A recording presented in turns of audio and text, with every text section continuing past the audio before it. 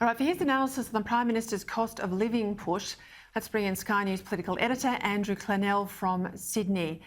Andrew, the PM's lines on inflation and petrol prices, I reckon I've heard them before, straight out of John Howard's playbook. It worked in 2004. Can it work again in 2022? I'm sceptical about it, Peter. I'm sceptical if it can work. I think if Anthony Albanese doesn't get there, the most likely reason is actually people look at Anthony Albanese and say, you don't look prime ministerial enough, to be honest with you.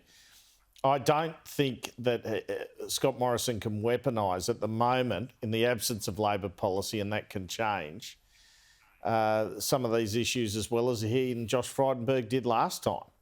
I mean, they had all these taxes to work with. They just don't have that at the moment. So, look, if you say something for 7 months, it's like an advertising campaign. They say he's a great marketing guy. Maybe that can cut through and work. Yeah, add a bit of sort of social media advertising and scare around that. And, yeah, it can get you the couple of percent you need. But at the moment, I would say that the majority of punters that I'm talking to don't particularly like Morrison, the way he's going, but they are very, very unconvinced about Albanese. And that's the battle we've got here. And that's why both sides are looking for so-called star candidates or local mayor candidates to get them the edge in those key seats, in those key battlegrounds. It's a seat-by-seat contest. Look, I agree with you on that point. I think this will be one of those local races in terms of the election play out that we haven't seen in many years. It won't be the macro presidential campaign we've perhaps seen in the past. I want to go into sort of the character issues in this Newspoll because I think this is fascinating. And I listened then to Jim Chalmers, the Labor Shadow Treasurer, liar from the Shire. That is a deadly line.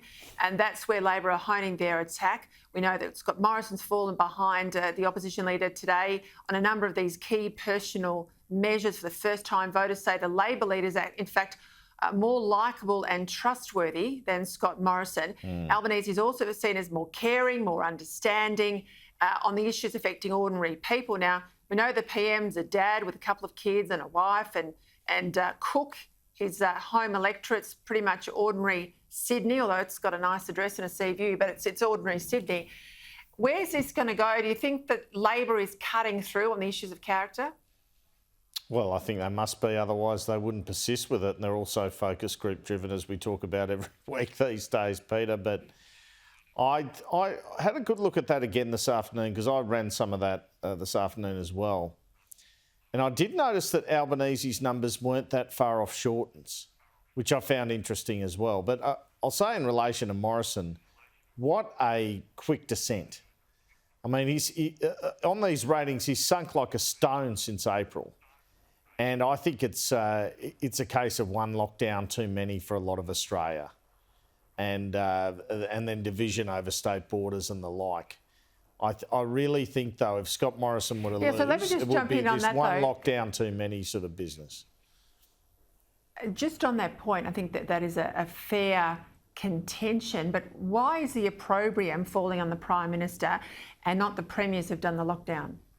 Yeah, very good question. Well, I would say that not enough opprobrium has gone on to Premiers, as I'm sure you'd agree with.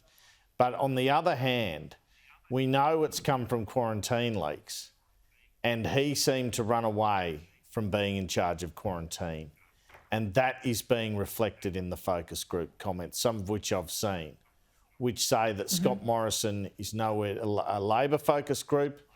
In your home state, Peter, Scott Morrison's nowhere to be seen when the whatever hits the fan was one comment. And so that's kind of been his issue. The one thing he did take ownership, the vaccination, it sort of got away from him, didn't it? He's recovered marvellously, but with Major General Fruin, but so he gets marked down for that and gets marked down for saying it's the states. People want leadership in a crisis, Peter.